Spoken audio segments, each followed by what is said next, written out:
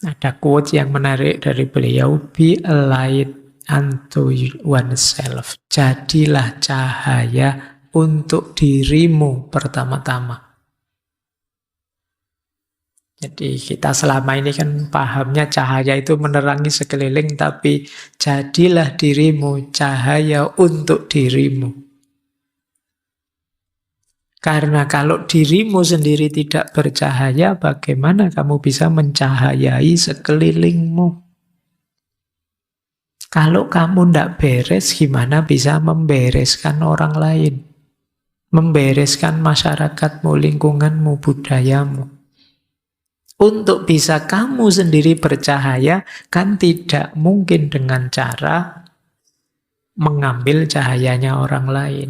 Kamu sendiri yang harus berpikir, kamu sendiri yang harus merenung, kamu sendiri yang harus melihat apa yang bisa diberikan ke masyarakat di sekelilingmu. Apa maksudnya be a light unto oneself itu, jadi cahaya untuk dirimu itu, yang pertama tadi kesadaran diri. Paham siapa aku, apa kelebihan, apa kekuranganku, sehingga kita bisa mengelola diri kita secara lebih optimal. Yang kedua, mandiri dalam pengetahuan. Iya, kita membaca sana-sini, kita belajar tokoh ini, tokoh itu. Tapi pada akhirnya kita sendiri yang memutuskan versi inilah yang saya anggap paling kuat, paling relevan, paling cocok, paling benar. Bahkan bisa gabung-gabung dari tokoh ini sedikit, tokoh itu sedikit, tidak masalah. Kita mandiri berpikirnya. Ada pertanyaan yang sulit saya jawab itu kalau ada yang tanya, Pak, dari sekian banyak filosof yang paling disukai Pak Faiz yang mana?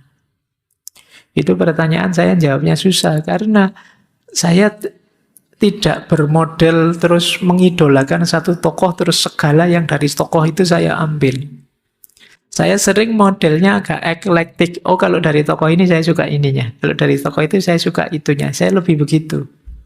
Jadi tidak ada satu filosof yang saya idealkan sedemikian rupa terus mati-matian saya memfollow dia, tidak begitu. Jadi rumusan eklektik ini kan berarti saya milihnya sesuai kepentinganku, sesuai sudut pandangku. Ini salah satu ilustrasi ya kalau teman-teman ingin mandiri dalam pengetahuan. Kita jadi cahaya sendiri sekarang.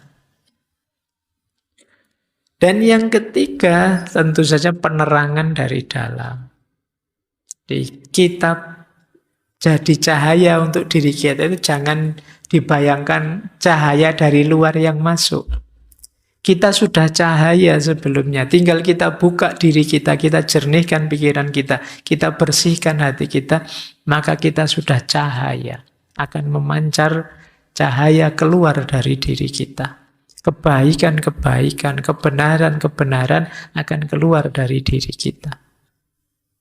Itulah yang dimaksud cahaya dari dalam diri keluar. Jadi bukan mengandalkan cahaya dari luar untuk kita pantulkan lagi. Tapi kitalah hakikatnya cahaya itu untuk kita terangi sekeliling kita.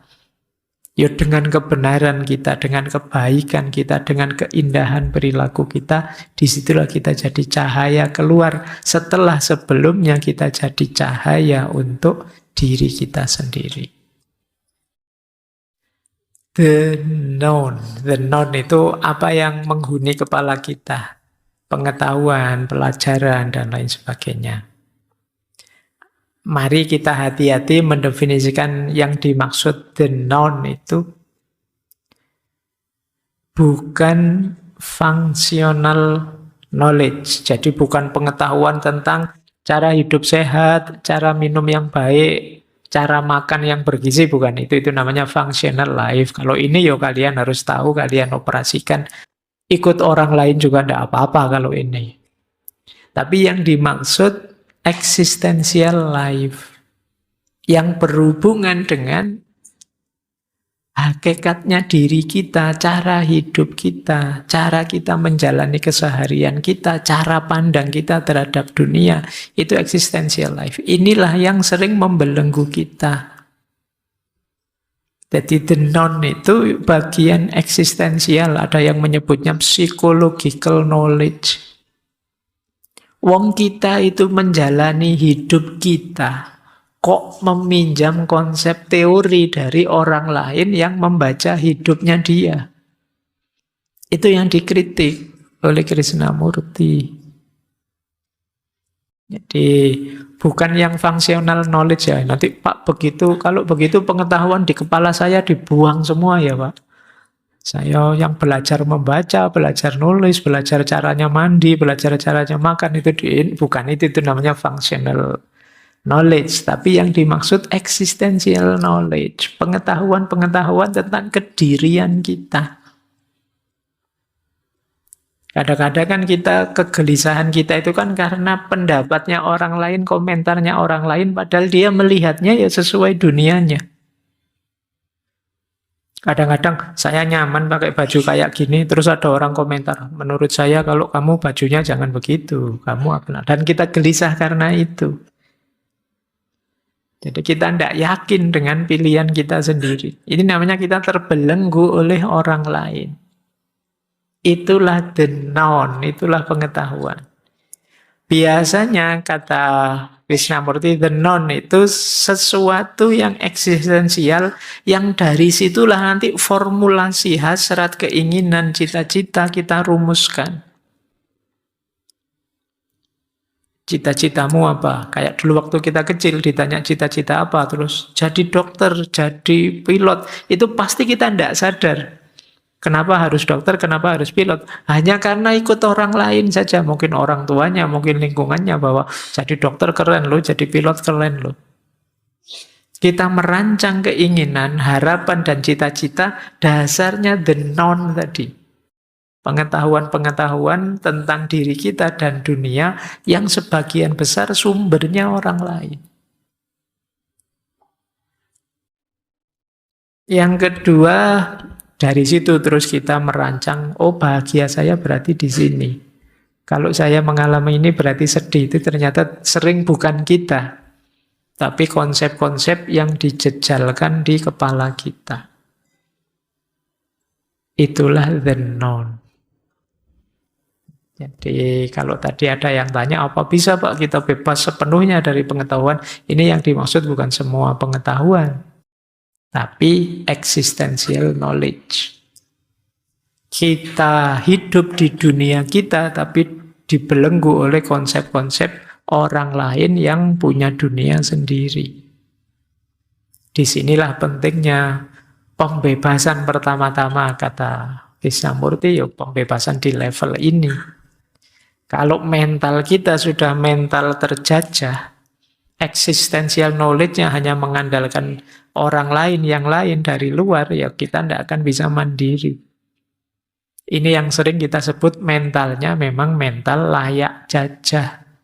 Kalau mental layak jajah, ya tidak usah kaget kalau kita sampai hari ini dijajah.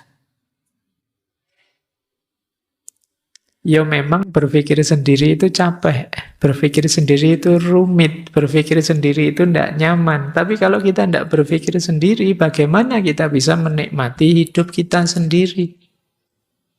Bagaimana kita bisa hidup dengan standarnya orang lain? Gimana kita bisa hidup disetir oleh kemauan, keinginannya orang lain dengan mengabaikan kemauan dan keinginan kita sendiri? Itu harusnya siksaan yang luar biasa. Yang menyiksa siapa? Kita sendiri. Kita mengizinkan perspektif, gagasan, cara pandang orang lain masuk dan mengendalikan kita. Disinilah pentingnya kita berjuang untuk freedom from the known. Bebas dari yang diketahui. Lanjut. Kalau mau dirinci, belenggu dari the known tadi yang merajalela di kepala kita itu jenisnya 3. Yang pertama jenis mental, yang kedua belenggu ego dan identitas, Yang ketiga, belenggu sosial dan budaya. Kalau belenggu mental, itu berarti pikiran, keinginan, emosi yang mengendalikan kita. Biasanya mungkin dalam bentuk dogma-dogma, ideologi, cara berpikir yang ditanamkan sejak kecil dalam diri kita. Jadi ini namanya belenggu mental. Kita tidak bebas mengekspresikan diri, kita tidak bebas mengungkapkan keinginan kita. Karena dalam diri kita sudah dipasang banyak sekali pagar-pagar. Ini tidak boleh, itu tidak boleh, ini jangan, itu jangan, dan lain sebagainya. Ini namanya belenggu mental. Jadi ini yang paling berat. Yang kedua, belenggu ego atau identitas. Belenggu ego itu dari diri kita. Kita mendefinisikan diri kita, ya awalnya dipengaruhi dari luar. Mendefinisikan identitas kita dan kita mewajibkan diri harus seperti itu terus. Ini seperti fixed mindset minggu lalu. Jadi, wah, teman-teman kok menyebut saya Gus ya? Berarti saya ini dipandang ahli agama. Terus kamu, wah, gayamu kayak orang pinter agama beneran. Terus apa-apa. Ini kerjaannya ego. Begitu dipuji, kamu kok pinter ya sekarang itu. Terus muncul sekarang ego, identifikasimu terhadap diri, berarti saya itu termasuk bagian orang pinter.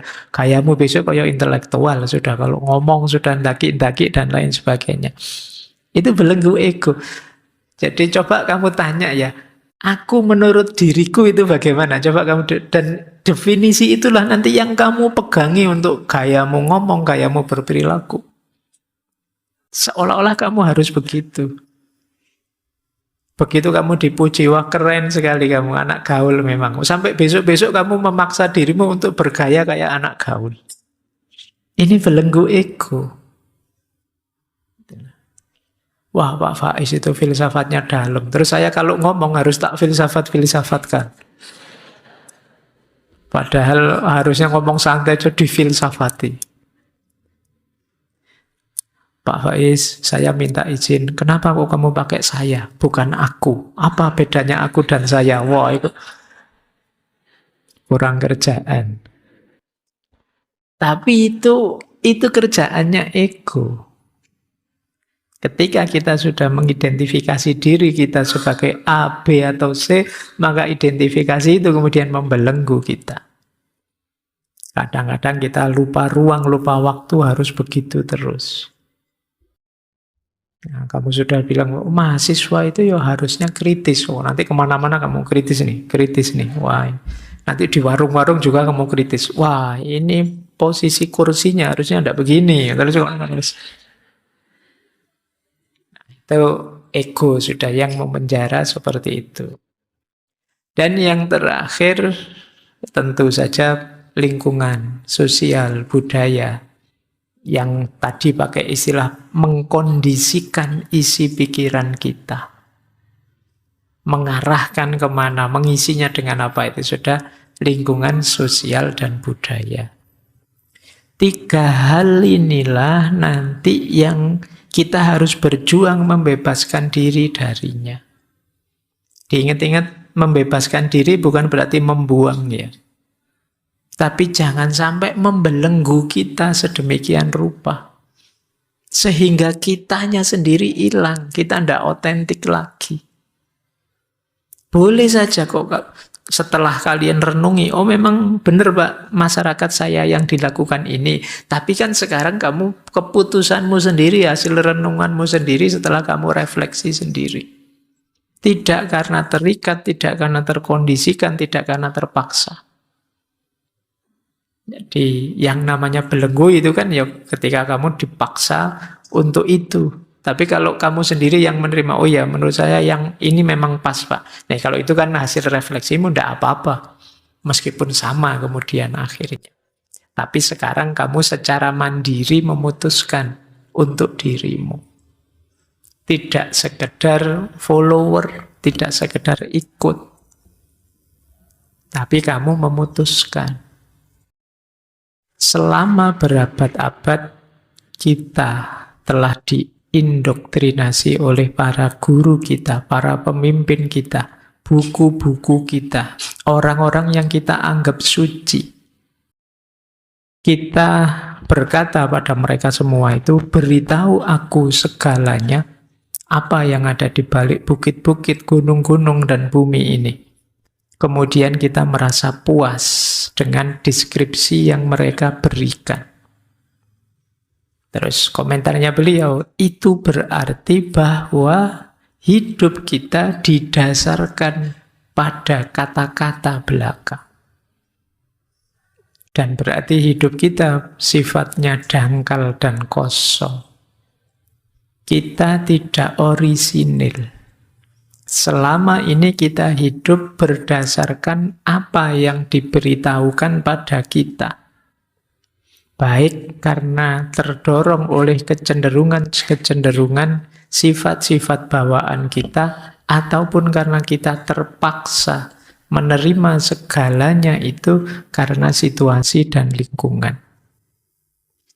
Kita merupakan hasil dari segala macam pengaruh, dan tak ada apapun yang baru dalam diri kita.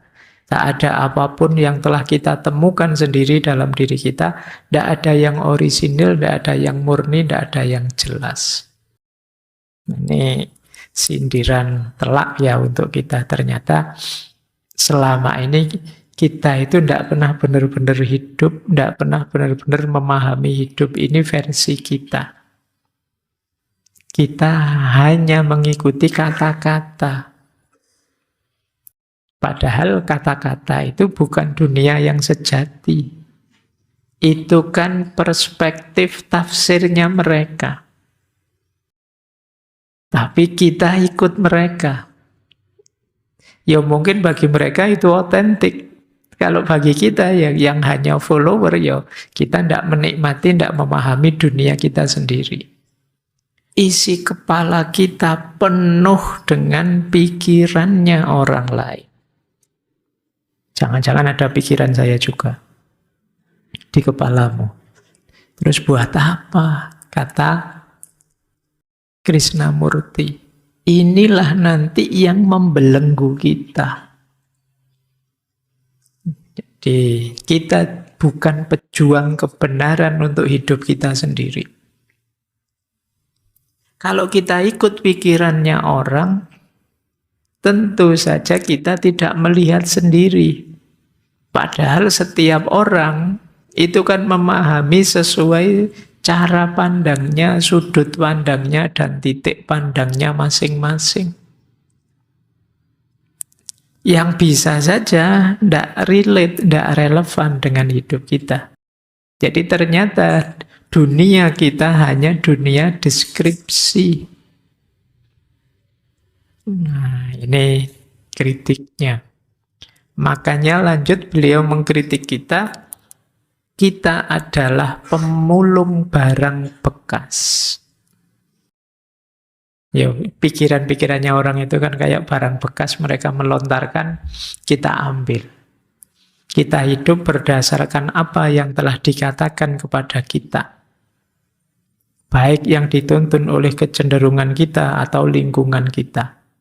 Tidak ada yang baru dalam diri kita. Tidak ada yang kita temukan sendiri. Tidak ada yang asli, yang murni dan jelas. Itu masih mending kalau kita paham pikirannya. Kadang-kadang kita mulung, tidak paham, yang penting share. Nah, hari ini kan peradaban share itu kan. Kita tidak ngerti benar yang kita share itu apa, tapi rasanya kok keren saja. Rasanya kok hebat saja. Terus wow, hari ini peradaban kita kan rame sekali. Cirinya era digital itu noisy, rame, tapi dangkal. Jadi karena tidak banyak orang berpikir, tinggal transfer pengetahuan dari sini ke sana. Apalagi kalian sekarang dibantu habis-habisan oleh teknologi. HP-mu sangat paham, ChatGPT-mu sangat dalam, tapi kamu tambah dangkal. Kamu tinggal ngutip saja. Mahasiswa yang harusnya menganalisis persoalan, sekarang sekedar mentransfer pengetahuan. Nah, ini masalah besar bagi Krishnamurti. Kita tiap hari yang teriak-teriak, saya merindukan kebebasan. Tapi ternyata kita membelenggu diri kita sendiri dengan gagasannya orang lain, pikirannya orang lain, perspektifnya orang lain. Nanti mungkin ada yang tanya, lupa kan belajar itu begitu. Seperti malam hari ini kan kita belajar tentang Krishnamurti, kemarin belajar itu kan tentang orang lain. Iya, tapi kalau kalian tidak menghidupkan versimu sendiri, ya sama saja kamu pemungut barang bekas tadi.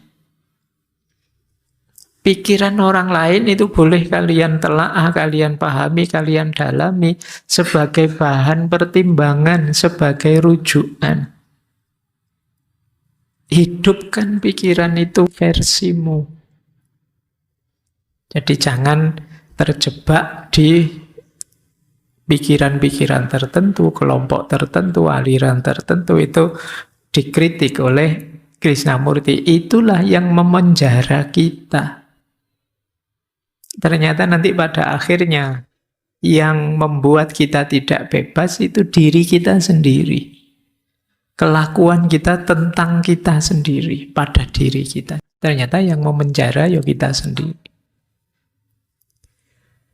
Nah, ini yang dikritik oleh Krishnamurti. Di situ nanti titik pangkal dari freedom from the known. Gimana caranya kita bebas dari the known yang kita ketahui selama ini. Bayangkan ya, hidup kita itu kan tergantung pikiran, sering saya bilang. Harapanmu, ketakutan-ketakutanmu, kegelisahanmu, itu kan kuncinya karena pikiran. Pak, besok masa depan saya gimana ya Pak? Situasi hari ini kok kacau begini ya Pak? Itu kan pikiran-pikiranmu. Dan ternyata pikiran itu ternyata bukan kamu. Kamu hanya mengikuti orang lain. Kenapa sekarang kamu gelisah? Katanya orang-orang sebentar lagi ada gempa, Pak. Katanya rame sekali sekarang, mungkin bulan ini Agustus katanya ada kiamat, Pak. Katanya itu kan kamu dapat dari mana-mana dari luar dan kamu gelisah. Terus kamu menghadapi dunia dengan kegelisahanmu, padahal segala deskripsi dan informasi tadi miliknya orang lain yang kamu ambil. Tanpa kamu relatekan, tanpa kamu kontekstualkan dengan hidupmu sendiri. Inilah problem besarnya kebebasan justru. Kalau versinya beliau. Jadi bukan bebas dijajah siapa oleh siapa, wong kita sendiri yang menjajah diri kita sendiri. Kalian tidak sadar.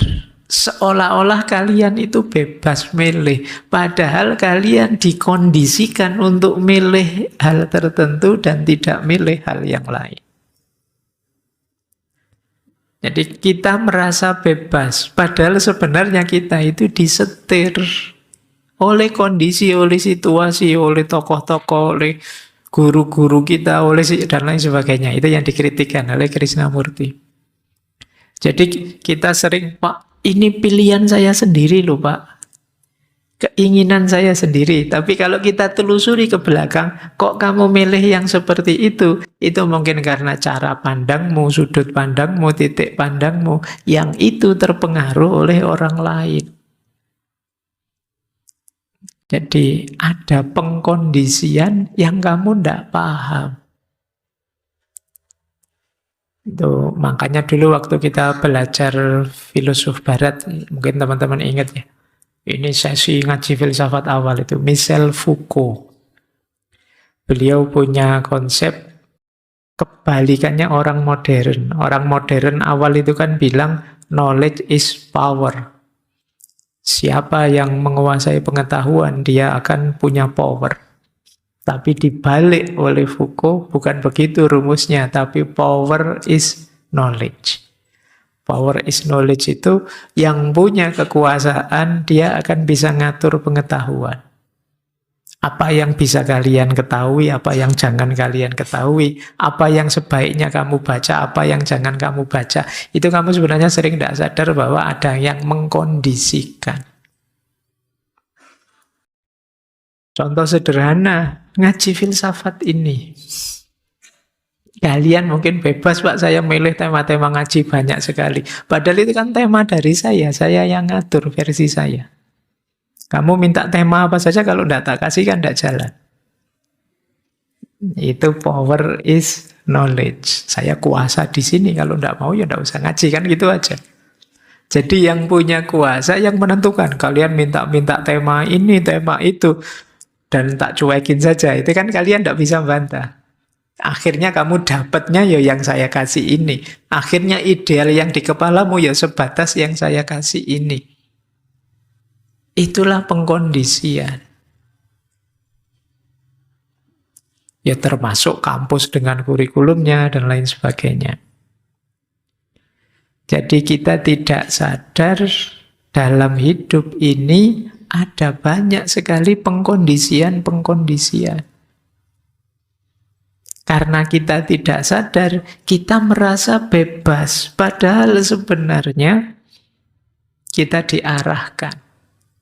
Orang mungkin tidak merintah, tapi dia cuma bilang, asal saya misalnya, kalau anak baik ya biasanya sih, kalau ada apa, dia melakukan apa. Dia tidak merintah kita, tapi kita terdorong sendiri, tergerak sendiri. Nah, di masyarakat sering seperti itu. Kita dikondisikan. Nah, kenapa kok kita bisa dikondisikan? Cara berpikir kita tadi, model kayak pemulung tadi. Kita hanya ngambil, kita hanya menyerap tanpa kita kondisikan, tanpa kita sesuaikan dengan kondisi kita, situasi kita. Inilah problem besar bagi setiap orang dalam kebebasan. Baik, kita lanjutkan ya. Kelihatannya berat malam hari ini untuk dijalankan. Dari awal gini, wah ini berat, Pak. Nah, beliau juga ngeritik. Kita kemarin punya konsep freedom for, freedom from. Bebas dari, bebas untuk. Dan itu dikritik oleh kita. Masa kebebasan kok bisa begitu? Kalau kebebasan itu bebas dari, kata beliau, saya bebas dari ini, saya bebas dari itu, berarti kebebasan itu sifatnya reaktif saja. Jadi padahal kebebasan itu tidak reaktif, kebebasan itu eksistensial. Kondisi hakiki kita. Jadi tidak harus menunggu kita dijajah dulu baru terus kita membebaskan diri. Tidak, kondisi kita sejak awal itu sudah bebas. Orang yang punya pandangan bahwa kebebasan itu adalah freedom from, bebas dari, kata Krishnamurti, ya dia akan reaktif saja dan nanti dia biasanya lepas dari satu penjajahan masuk ke penjajahan yang lain. Lepas dari satu organisasi masuk ke organisasi yang lain. Lepas dari satu partai masuk ke partai yang lain. Akan begitu kalau maknanya kebebasan itu hanya bebas dari. Ya bagian dari kebebasan mungkin bebas dari, tapi bukan itu hakikatnya kebebasan. Ada juga yang bilang kebebasan itu bebas untuk. Bebas untuk itu berarti ideal. Saya harus melakukan ini, saya harus melakukan itu. Loh, kalau kebebasan itu bebas untuk dan sifatnya ideal, berarti kan dia sesuatu yang kita tuju. Saya ingin bebas, Pak. Itu seolah-olah sekarang belum bebas, kamu menuju kebebasan. Kata Krishnamurti, tidak begitu. Hakikatnya kita sudah bebas. Jadi kebebasan itu bukan perjalanan menuju. Jadi hakikinya diri kita begitu kita lahir itu kita statusnya merdeka, bebas. Jadi bukan menuju kebebasan ini, menuju kebebasan itu. Jadi kebebasan itu ya tidak sekedar bebas dari belenggu apa atau bebas untuk apa. Kalau hanya itu ya berarti dia tidak hakiki. Padahal manusia itu ya hakikatnya bebas. Dan juga bukan pilihan. Ada orang, Pak, saya milih ini, yang lain milih itu. Enggak, kalau itu pilihan berarti tidak hakiki. Kamu bisa milih, bisa enggak. Kebebasan itu hakiki. Yakinlah bahwa kalian itu hakikatnya bebas. Kok terbelenggu, Pak? Kamu sendiri yang membelenggu atau circlemu yang membelenggumu. Jadi bukan kenyataan dirimu. Jadi kebebasan berarti kalau dalam bahasa agama itu termasuk fitrahnya manusia. Maka kalau ada fenomena pembelengguan jenis apapun itu berarti nabrak fitrah. Makanya nanti ada beberapa filosof Muslim kontemporer yang punya konsep bahwa agama itu cirinya pembebasan. Karena agama itu menuntun kita pada fitrah-fitrah. Jadi dasar kemanusiaan kita. Manusia itu hakikatnya bebas. Kalau manusia tidak bebas, sulit sekali kita menuntut tanggung jawab. Kalau manusia tidak bisa dituntut tanggung jawab, bagaimana mengelola alam semesta ini? Bagaimana menjalankan amanat kita sebagai khalifahnya Allah? Maka jangan ragu-ragu untuk bilang bahwa kebebasan itu fitrah kita. Berarti ada fenomena atau kenyataan apapun yang membelenggu kebebasan, itu kalau pakai istilah agama berarti fenomena kezoliman. Di mana ada kezoliman ya berarti agama sedang tidak tegak. Karena misi utamanya agama itu ya mewujudkan tatanan hidup sesuai keinginannya Tuhan. Baik, jadi kalau ada yang tanya kebebasan apa, ya, kalau di buku itu ada kalimat kebebasan itu ya kebebasan itu sendiri sudah. Kalau didefinisikan, definisi itu akan membelenggu kebebasan. Nanti jadinya harus begini dan harus begitu, harus dari atau harus untuk, bebas ya bebas. Baik, ini ya, semoga tidak kaget dengan ini. Nanti, tapi kalau di kampus mungkin ada mata kuliah materinya kebebasan, kalau pas ujian jangan jawab ini ya. Dosenmu nanti merengut kalau kamu bebas ya bebas, Pak. Kalau ada definisinya nanti tidak bebas namanya, Pak. Gitu. Tidak, itu ya. Jadi ini versi beliau. Oke, kita lanjutkan. Sudah ngerti ya maunya Krishnamurti secara umum dari freedom from the known. Bebas dari yang diketahui. Caranya untuk bebas bagaimana secara umum, ini secara umum dulu ya, nanti kita lanjutkan detailnya. Kita harus melakukan 6 hal. Yang pertama, ini di semua tokoh pasti ada yang ini, self-awareness, kesadaran diri, pengenalan diri. Kamu harus tahu siapa dirimu, apa tipemu, orang yang bagaimana kamu. Sehingga kamu tidak asal memasukkan segala pengetahuan dalam dirimu. Pengenalan diri ini mutlak, jadi kunci.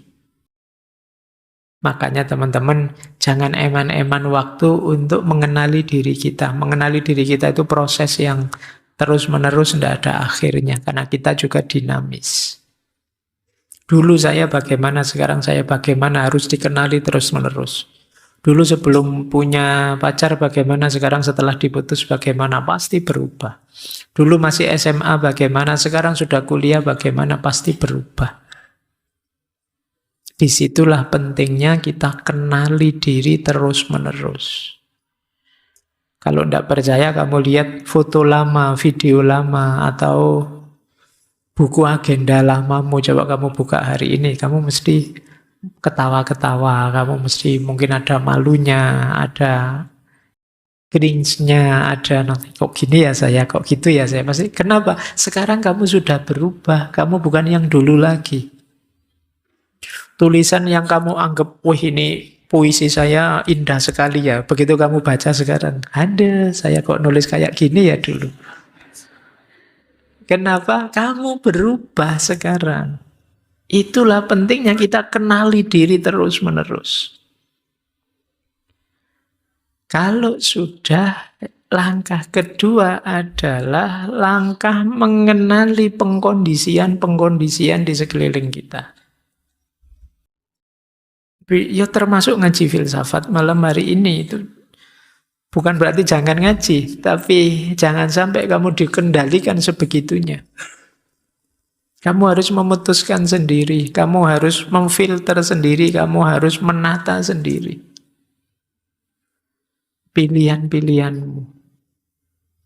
Ya dulu kamu kecil dikondisikan terus oleh orang tuamu, masyarakatmu, lingkunganmu. Sekarang kamu sudah dewasa, bisa memutuskan sendiri, berpikir sendiri. Maka langkah kedua adalah kritis, mengenali pengkondisian-pengkondisian yang terjadi di sekeliling kita. Kemudian yang ketiga, menghindari atau melepaskan keterikatan. Keterikatan itu sesuatu atau seseorang yang kita merasa tidak bisa lepas darinya, bahkan hidup kita gantungkan sepenuhnya padanya atau pada sesuatu itu. Itu namanya keterikatan. Jadi lepaskan itu semua. Keterikatan itu. Bukan berarti kalau begitu tidak berhubungan dengan orang lain. Ya tetap berhubungan. Tapi berhubungan yang kreatif, produktif.